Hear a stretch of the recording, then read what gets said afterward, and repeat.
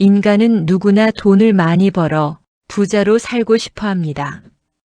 오늘은 부처님의 말씀을 통해 어떻게 돈을 벌어야 행복한 삶을 살 수 있을지를 배워보겠습니다. 부처님이 알려준 돈 많이 버는 법. 아침 안개가 봉우리 사이를 흘러가고 있었다. 절 마당의 돌계단에는 밤새 떨어진 솔잎이 부드럽게 깔려 있었고 바람이 지나갈 때마다 솔잎 사이에서 사각사각 소리가 났다. 연못가에 앉은 부처님은 물 위에 일렁이는 햇빛을 바라보고 계셨다. 그 앞에 제자가 조심스레 다가와 합장했다. 세존이시여, 제 마음을 고백하고 싶습니다. 저는 돈을 많이 벌고 싶습니다. 가난한 삶이 두렵고 늘 불안합니다. 마음 한편은 더 벌어야 산다고 외치고 또 한편은 욕심을 내는 것이 죄가 아닐까 두렵습니다. 부처님은 연못 위에 떠있는 연잎 하나를 손가락으로 가리켰다. 아무 말 없이 그 모습을 한참 바라보다가 조용히 입을 열었다. 제자여, 사람들은 돈을 원하면서도 돈을 원한다는 사실을 부끄러워한다. 하지만 금은을 다루는 손이 더러워지는 것은 돈 때문이 아니라 그 돈을 대하는 마음 때문이다. 그 마음이란 무엇입니까? 돈을 향한 마음이 잡념이라면 너를 끌고 다니겠지만 돈을 향한 마음이 지혜라면 내가 돈을 이끌게 될 것이다. 욕망을 끊으라는 말이 아니라 욕망에 매이지 말라는 말이다. 부처님의 말은 마치 바람처럼 잔잔했지만 그 울림은 연못 아래까지 깊게 파고들었다. 세존이시여, 저는 욕망에 매이지 않고 돈을 벌고 싶습니다. 어떻게 해야 합니까? 부처님은 연못에서 튀어오르는 물방울을 잠시 바라보며 말했다. 제자여, 돈을 벌고 싶다면 세 가지를 먼저 살펴야 한다. 왜 벌고 싶은가? 어떻게 벌 것인가? 어디에 쓸 것인가?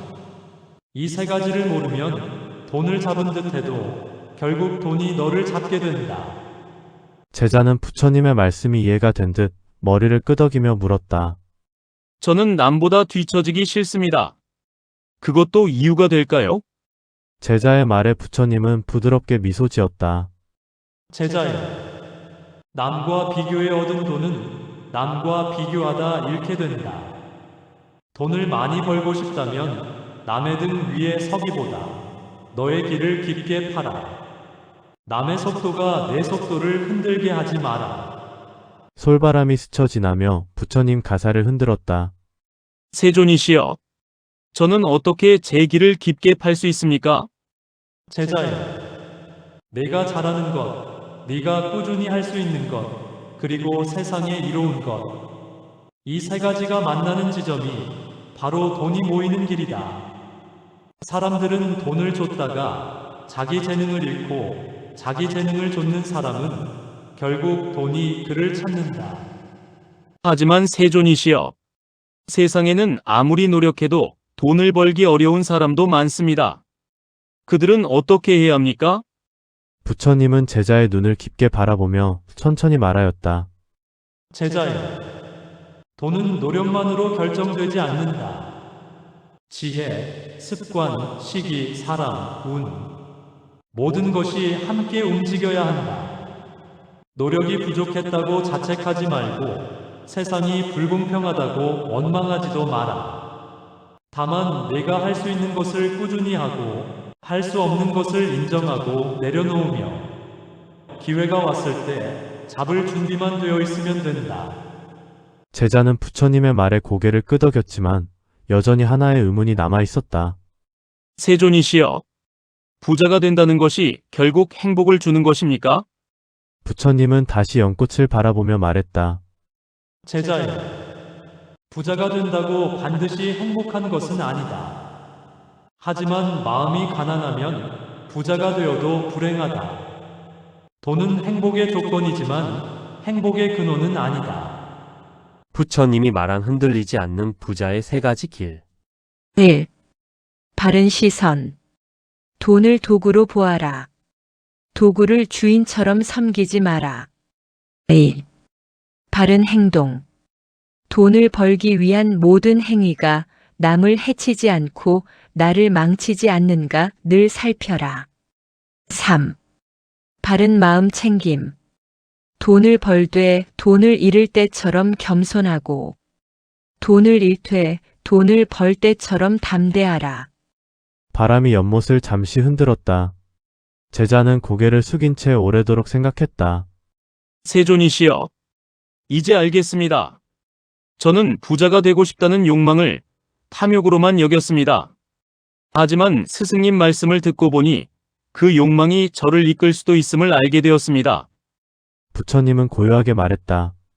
제자여, 돈을 벌어라. 그러나 돈을 이유로 마음을 잃지는 마라. 돈은 너에게 자유를 줄 수 있지만 돈이 너를 묶을 수도 있다. 지혜가 돈보다 앞설 때 너는 비로소 가난할 수 없는 사람이 된다. 제자는 깊이 절을 올렸다. 그의 마음속 불안은 사라지고 대신 단단한 결심 하나가 자리 잡았다. 절마당 위로 부드러운 햇빛이 내려앉았다. 아침 공기가 더 맑아 보였다. 법구경으로 해석한 돈을 많이 벌고 싶은 마음. 돈을 많이 벌고 싶습니다.